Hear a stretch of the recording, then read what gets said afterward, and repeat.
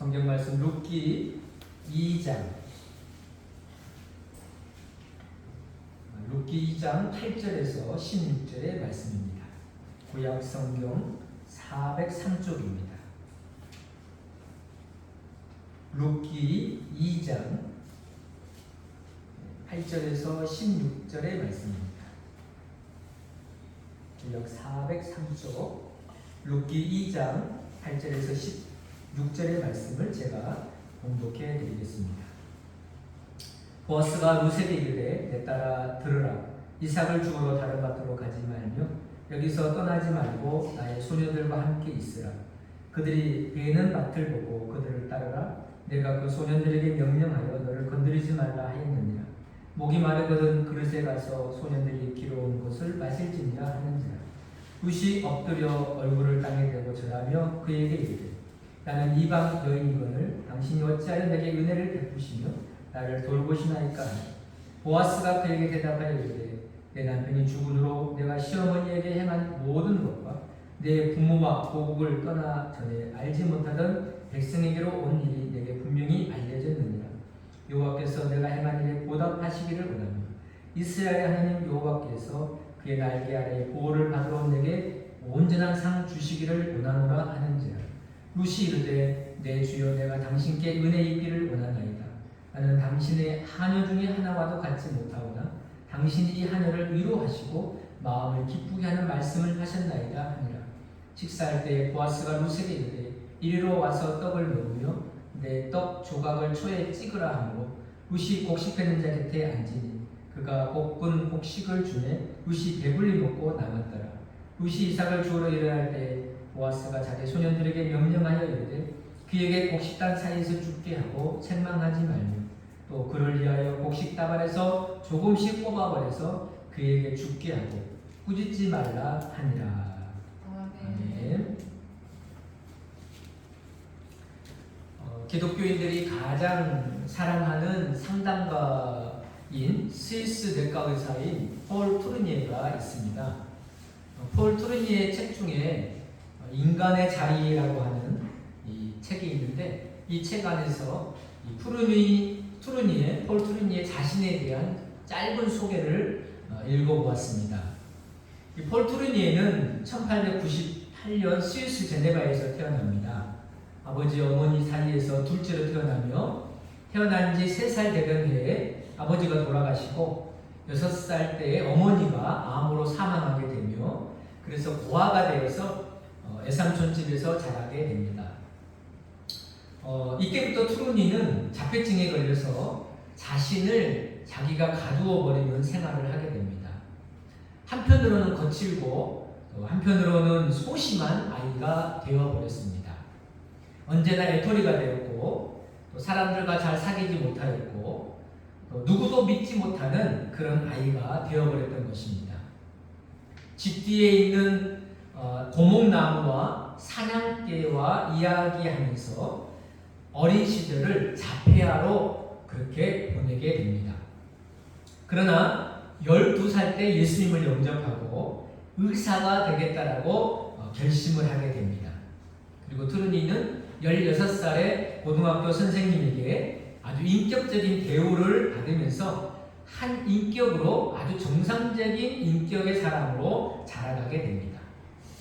사람은 인격적인 대우를 받을 때에 잘 인격적으로 또한 성장하게 된다는 것을 이 책에서 우리가 알 수 있습니다. 그는 나중에 의사가 되고 그리고 그의 인생에서 가장 큰 변화를 준 사람이 있는데 그의 아내였다고 합니다.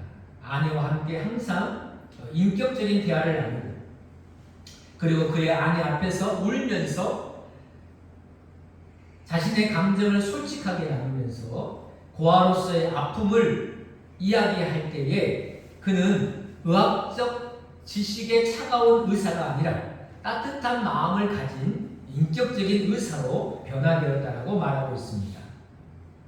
그는 이 인간의 자리라고 하는 책에서 사람은 항상 자리를 원한다라고 자리를 찾는 존재라고 명시하고 있습니다. 그래서 아이들에게 가장 이상적인 자리는 가정이라는 것이죠. 그리고 여러분 한 사람을 이해하기 위해서는 그가 있었던 장소까지 세세히 살펴보는 것이 필요하다라고 말하고 있습니다. 그의 결론은 사람은 장소가 필요하며 어떤 장소에 애착을 가지고 있다라고 결론적으로 말해주고 있습니다. 우리가 그 환대라고 하는 책을 읽어보면요, 사람을 환대할 때 어떤 것이 환대하는 것인가? 그 사람에게 자리를 내어주는 것, 자리를 마련해 주는 것이 그 사람을 진짜로 환대한다라고 말하고 있습니다. 사람은 자리의 존재입니다. 계속해서 사람은 자신을 환영해주고 또 따뜻하게 맞아주는 그런 자리를 찾아 살기를 원하고 있습니다. 룻은 처음부터서 자리를 찾아온 사람이 아닙니다. 아무도 모르고 또 오직 어머니 나오미가 혼자 되어서 그 어머니를 내가 잘 모셔야 되겠다, 어머니를 지켜드려야 되겠다고 하는 그 일념 하나로 사실은 타향 땅인 베들레헴까지 그는 나아오게 되는 것이죠. 룻은 자리에 연연하는 사람이 아닙니다. 쉬운 자리, 편한 자리, 또 미래가 보장된 자리, 그런 자리를 찾아 나간 것이 아닙니다. 오히려 룻을 보면 가장 어려운 자리, 그리고 모두가 반대하는 자리, 고난의 자리, 미래가 보장되지 않는 그런 자리에 나와서 모두가 반대했지만 절망의 자리를 박차고 베들레헴에서 하나님의 은혜의 이삭들을 주어 나가는 멋진 신앙인의 자리로 나아가는 그런 사람이 바로 룻이었던 것입니다. 오늘 여러분 성경 본문에는 계속해서 룻이 이삭을 줍는 가운데 일어났던 일들을 말해주고 있습니다. 바로 룻이 이삭을 줍는 곳으로 보아스가 찾아와서 룻과 이야기를 시작합니다.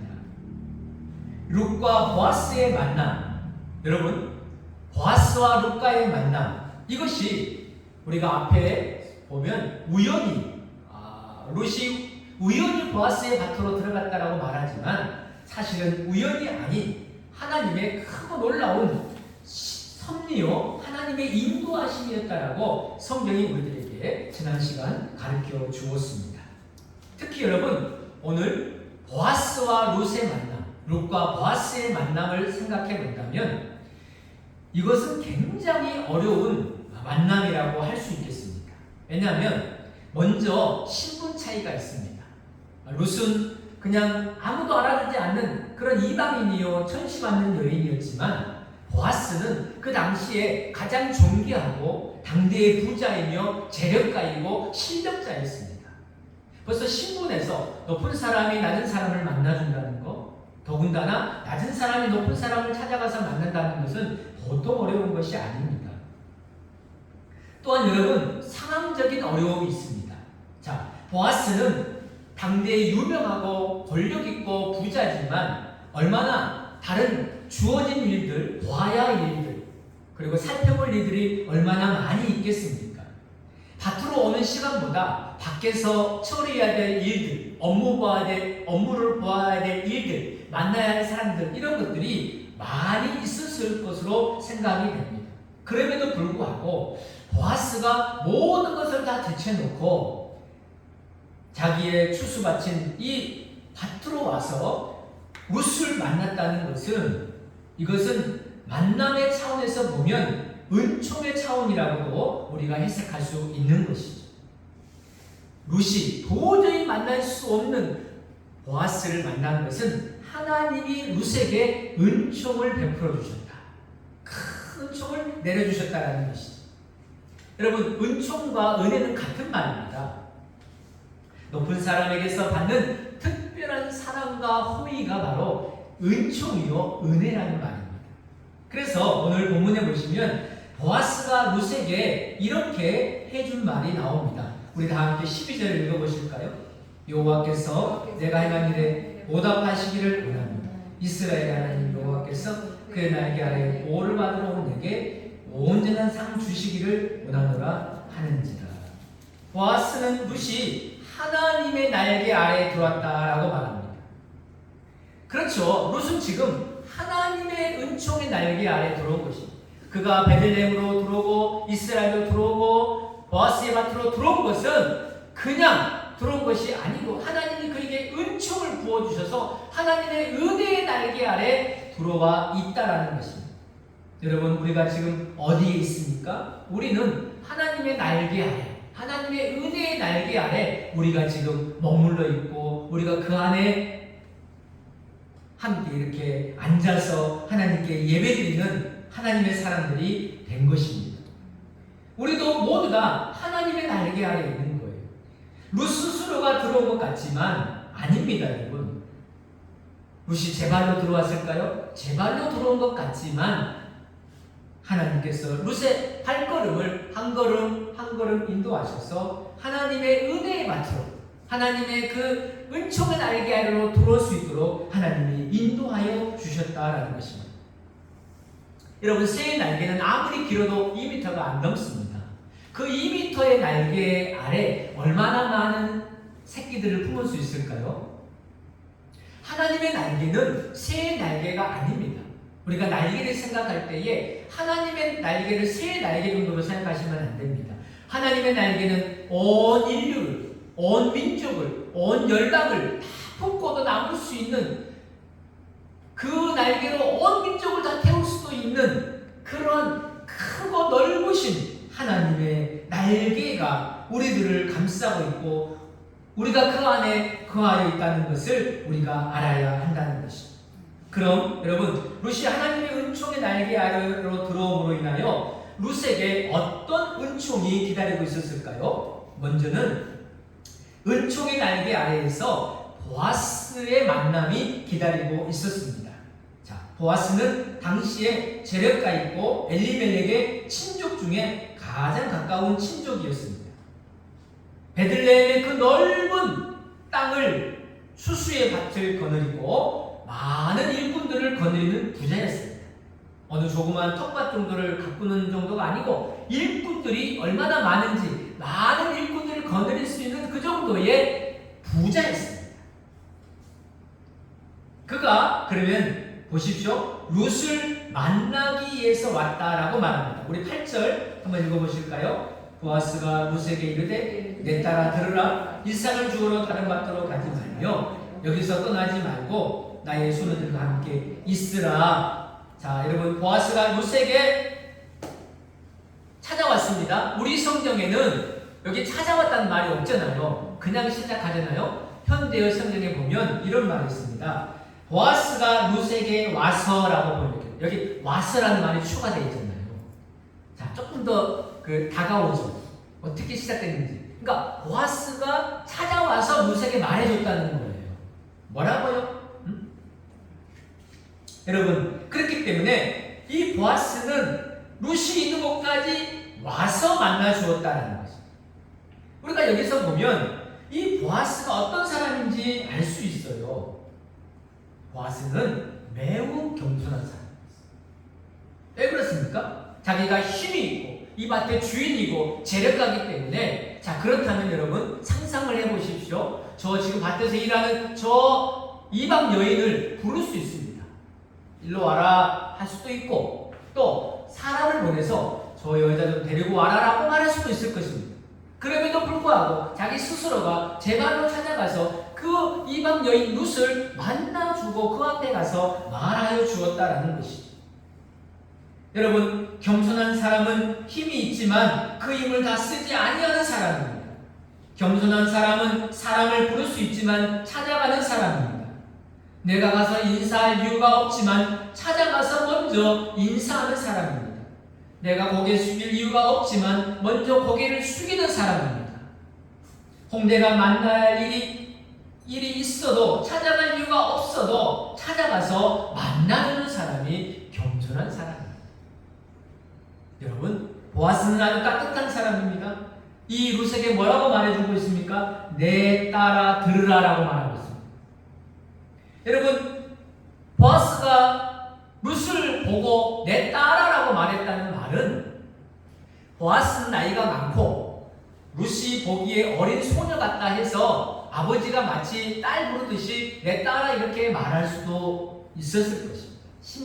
나이 차이에서 많이 났다는 거죠. 여기는 나이가 좀 많고 나이가 어리고 그러니까 딸처럼 되겠다는 거죠. 그런데 나이가 많아서만이 아니라 그러면 나이가 많은 사람이 무조건 나이 어린 사람에게 다 딸아 이렇게 부를까요? 그렇지는 못합니다. 그러니까 이 보아스가 룻에게 내 딸아라고 불렀던 이유는 보아스의 마음에 아버지의 마음이 있었다는 거죠. 딸같이 여겨주는, 불쌍히 여기고 사랑하고 긍휼히 여기는 그 마음으로 내 딸아라고 불러주게 된 것입니다. 여러분, 룻이 자기의 길을 의심했을까요? 저분이 나를 뭐라고 했지? 딸이라고? 내가 당신의 딸이라고? 여러분, 내 딸아라고 이렇게 불러주는 이 한마디가 룻의 마음을 열게 했고 바위보다 무거운 그 마음이 새털같이 가부어지는 그런 느낌을 받지 않았겠습니까? 나를 딸로 여겨주는 거, 나를 딸로 불러주는구나. 여러분, 예수님께서도 그러셨습니다. 혈루증을 앓은 여인에게 딸아라고 부르셨습니다. 다른 사람들 다 병들고 그 여인을 무시하고 떠나갔지만, 무시했지만, 멀리했지만 예수님은 딸처럼 여겨주시면서 그를 딸같이 대해주셨다는 것입니다. 하나님은 우리의 아버지가 되십니다. 여러분, 하나님은 나를 내 아들 그리고 내 딸, 하나님은 우리를 아들같이 딸같이 하나님의 자녀로서 우리를 불러주시고 만나주시고 대해주심을 여러분 믿으시길 바랍니다. 성도의 마음은 아버지의 마음처럼 따뜻하고 부드러워야 됩니다. 성도는요, 말도 따뜻하게 하고 말에서 이렇게 보아스의 말을 들어보십시오. 얼마나 은혜가 넘칩니까? 우리가 교회 안에도 보면요, 다 말로서 상처를 받죠. 다른 사람에게 상처 주는 말, 어려움을 주는 말, 또 힘들게 하는 말, 그런 말들을 우리가 조심해야 돼요. 때로 우리는 지금 내가 하고 있는 말을 나도 들을 때 나 그 말 듣기 싫다. 그러면 그런 말을 하지 않는 게 좋죠. 성도는 욕해서도 안 됩니다. 다른 사람을 축복하고 격려하고 오늘 보아스처럼 따라라고 복을 빌어줄 수 있는, 수많은 복을 쏟아내릴 수 있는 그러한 믿음의 우리의 언어가 되어야 한다는 것을 성경이 우리들에게 가르쳐주고 있습니다. 그리고 여러분, 보아스는 매우 친절한 사람이었습니다. 당대의 부자요 재력가인 이 보아스가 친절하기까지는 또 보통 힘든 게 아닙니다. 보통 사람들은요, 조금 더 가지고 많이 있고 재력이 있고 힘이 있으면 친절하기가 어렵습니다. 오히려 목에 힘을 주고 다른 사람을 지시하고 자기가 다 옳은 것처럼 그렇게 행동할 수도 있죠. 그런데 보아스는 결코 자기의 힘을 자랑하지 않는 사람이었어요.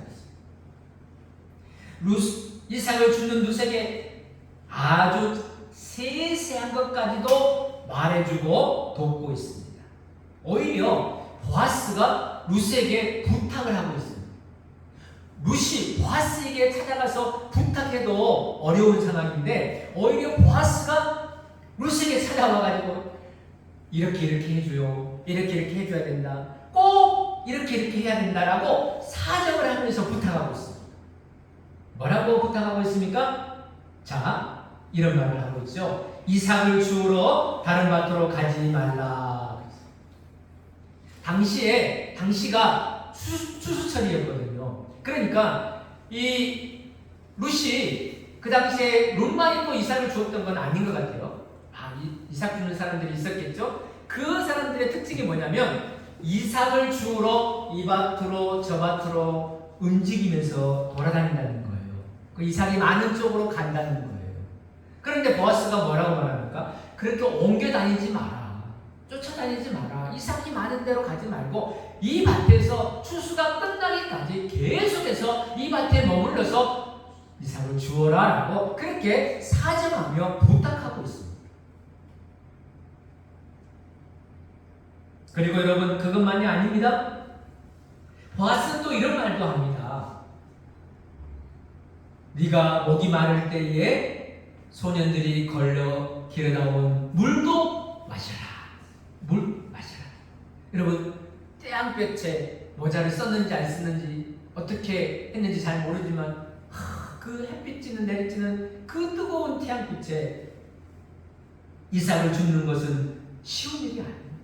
우리 요즘 이렇게 35도, 7도만 돼도 막 헉헉거리면서 힘들어하죠. 여러분 들에 나가서 그것도 1시간 일하는 게 아니라 장시간 오랫동안 이삭을 줍는 그 수고에 얼마나 목이 타겠습니까? 그리고 또 목이 타면 자기가 가서 물을 언제 가서 또 떠다 먹고 오겠습니까? 어디서 물을 마신다는 겁니까? 그러니까 보아스가 그것까지 다 생각해서 네가 목마르거든 소년들이 떠다가 놓은 그 물을 네가 얼마든지 마셔라 라고 배려해 주는 것이죠. 다 알려주는 것이죠. 허락해 주는 것입니다. 여기 보면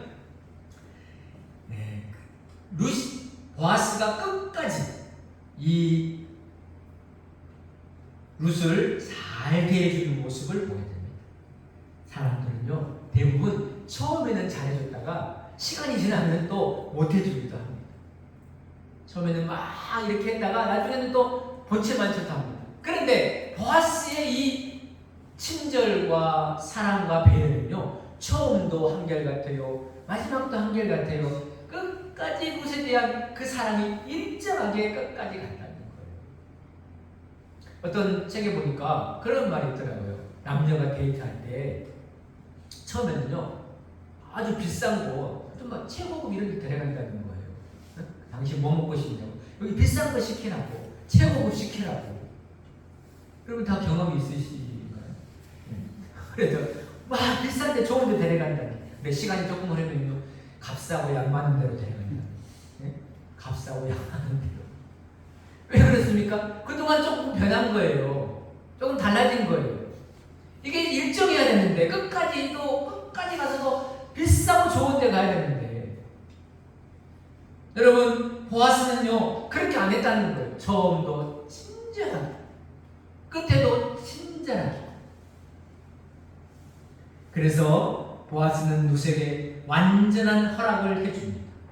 여러분 우리가 룻의 입장에 다시 한번 서봅시다. 허락받지 못했어요? 아직 주인에게는 허락을 못 받았어요? 일하는 사람들에게는 말을 했어요. 내가 여기서 이삭 좀 주울게요. 그래. 다 주워가는 거니까.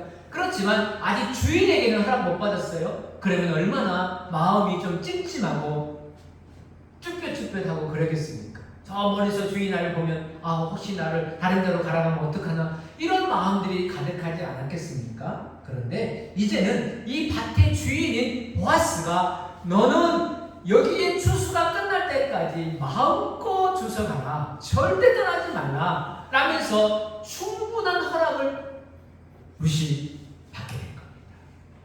얼마나 든든했을까요? 얼마나 편안했을까요? 어깨를 당당히 펴고 가슴을 펴며 이제는 눈치 보지 아니하고 당당하게 이삭을 주워갔을 것입니다.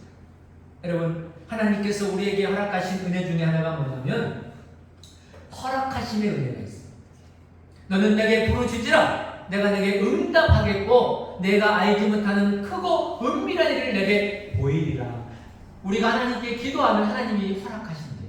응답하십니다. 여러분 너는 마음을 다하고 힘을 다하고 뜻을 다하고 나를 사랑하라.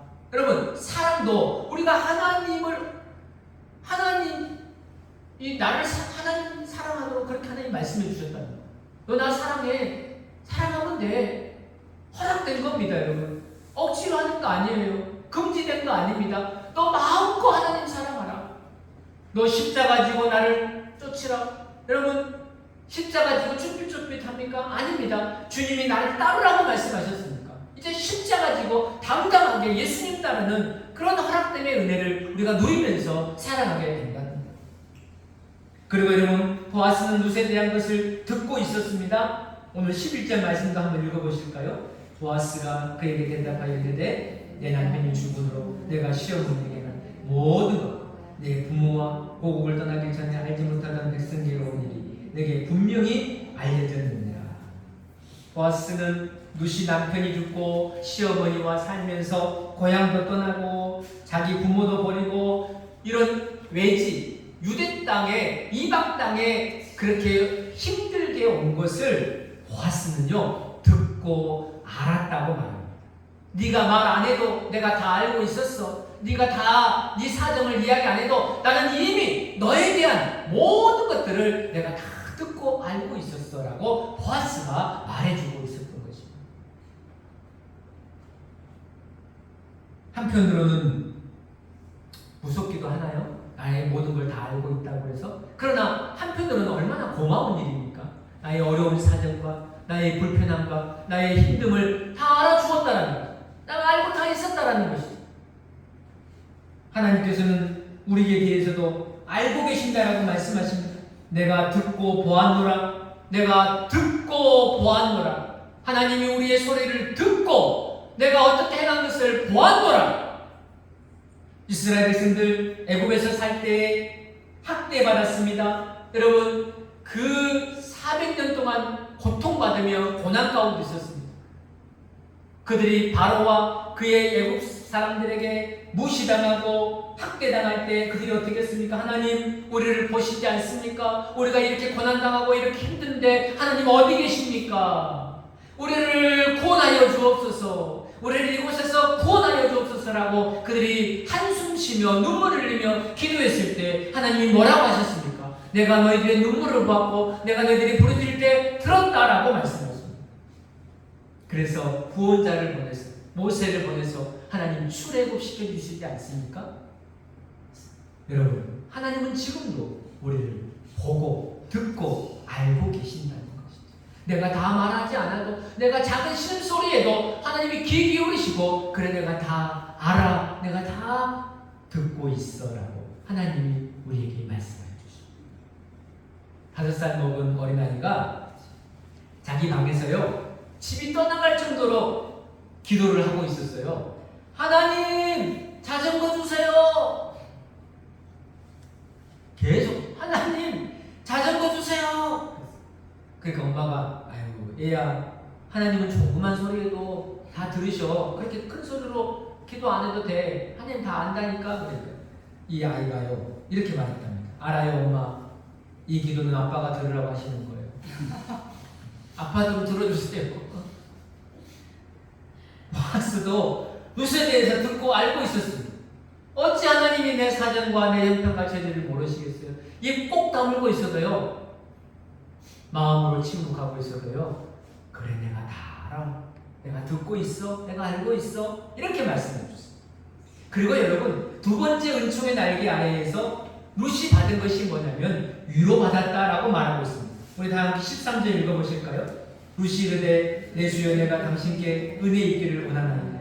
나는 당신의 하늘 중에 하나와 같지 못하오나 당신이 하늘을 이루하시고 마음을 기쁘게 하는 말씀을 하셨나이다 하니라. 여러분 이 13절 말씀을 메시지 성경으로 다시 읽어보면 이렇게 번역했습니다. 룻이 말했다. 어르신 저는 이런 은혜와 자비를 받을 자격이 없습니다. 당신은 제 마음에 감동을 주셨고 저를 한 가족처럼 대해 주셨습니다. 저에게 위로를 주셨습니다. 저에게 감동을 주셨습니다. 저를 한 가족으로 대해 주시니 너무 감사합니다. 제가 사전에 그 위로라는 말을 뜻을 찾아봤거든요. 위로가 뭐냐 이렇게 정의해놨습니다. 괴로움을 어루만져서 잊어버리게 하는 것을 말한다. 괴로움을 어루만져서 잊어버리게 하는 거예요. 나의 슬픔을 잊어버리게 하는 거예요.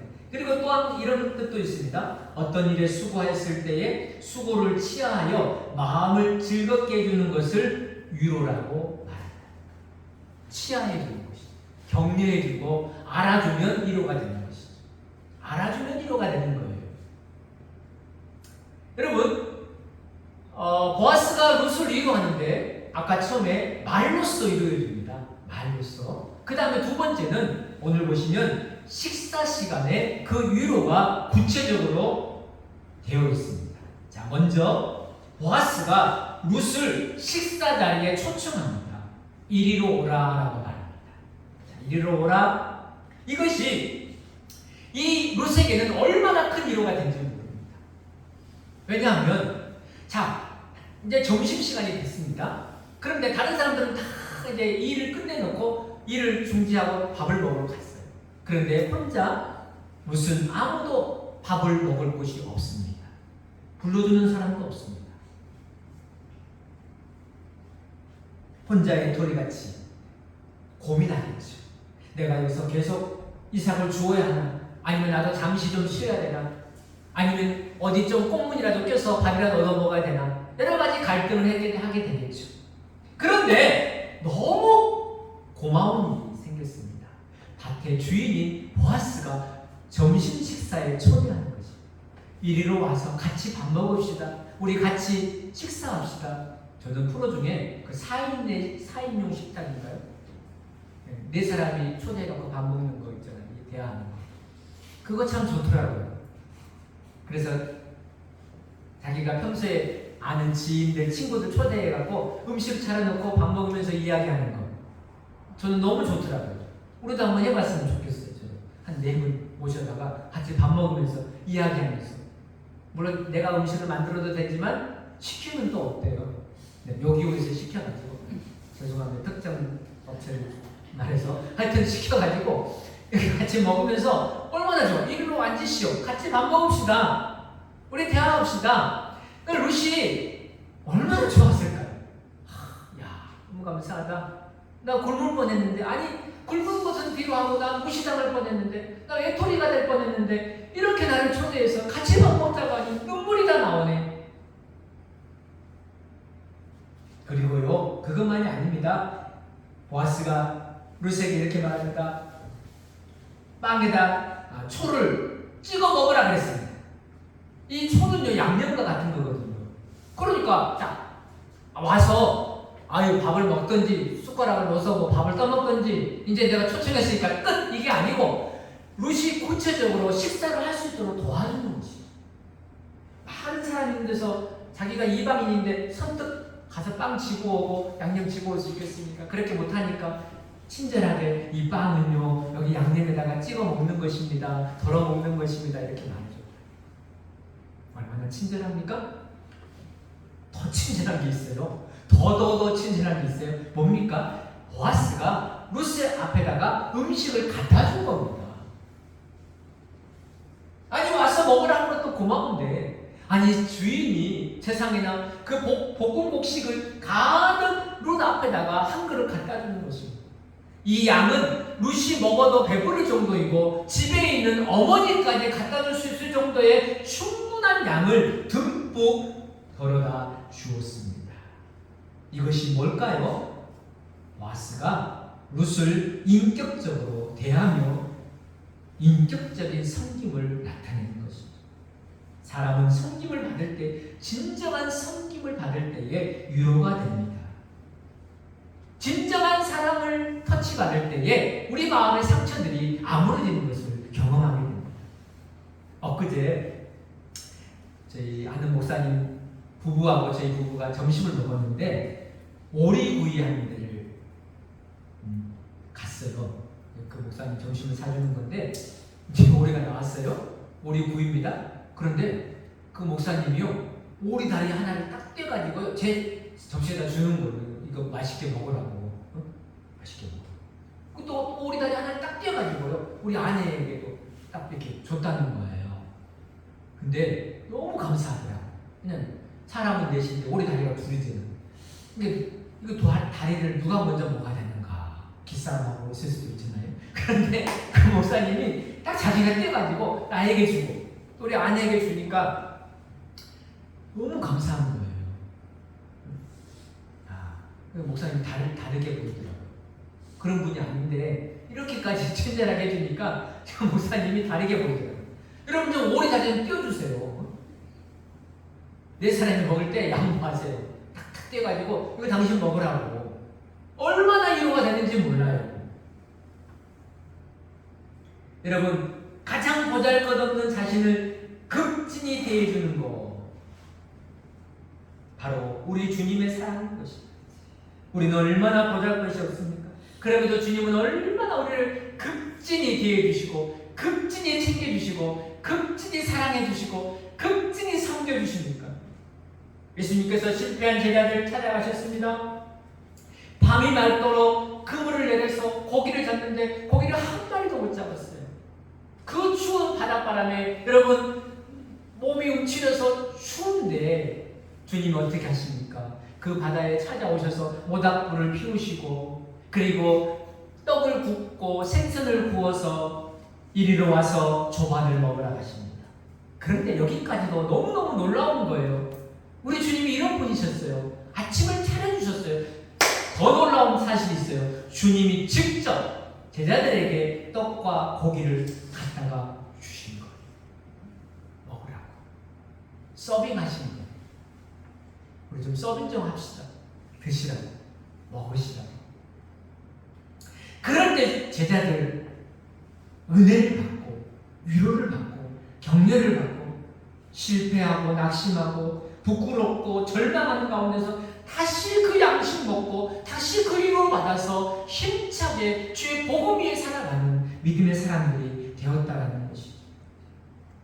룻에 대한 보아스의 은총은 여기서 끝나지 않습니다. 여러분 보십시오. 이제 룻이 밥 먹고 다시 이삭을 주러 가죠. 그때 보아스가 남은 그 자기의 식구들에게 하인들에게 뭐라고 말합니까? 자, 이제 룻이 이삭을 줄 때 너희들이 가서 이삭을 뽑아서 아예 흘려보내라.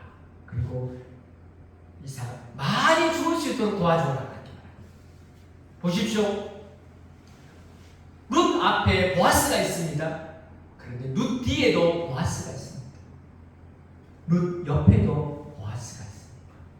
앞에서 계시는 보아스가 뒤에는 안 보였지만 룻 뒤에서 보아스가 룻을 위해서 일하고 계셨고 준비하고 계셨고 베풀어 주셨고 하나님이 다 마스터 플랜을 하고 계셨습니다. 어떻게 룻을 위해서 주님께서 다 보아스를 통해서 일하고 계셨다는 것을 우리는 알게 되는 것입니다.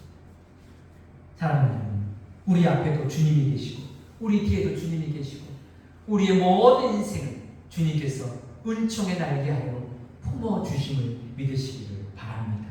우리는 언제나 은총의 날개하에 거하여서 주의 도움받고 위로받고 그리고 여러분 베풀어 주신 은혜를 따라서 그 은혜 속에서 하나님의 은총의 날개 아래 많은 은혜를 받아서 누리며 살아가는 그 귀한 축복이 우리에게 있는 줄로 믿습니다. 우리의 은총은 아주 작을 수도 있어요. 그 작은 은총들이 큰 은총으로 바뀌어지는 하나님의 축복이 우리에게 있음을 믿고 우리를 날개 아래 품어주신 주님께 감사하며 찬양하며 살아가는 우리 모든 믿음의 권속들이 되시기를 바랍니다. 오늘 이혜인 시인의 작은 위로라는 시로 설교를 마무리하려고 합니다. 잔디밭에 쓰러진 분홍색 상상화를 보며 혼자서 울었어요. 쓰러진 꽃들을 어떻게 위로해야 할지 몰라 하늘을 봅니다. 비에 젖은 꽃들도 위로해 주시고요.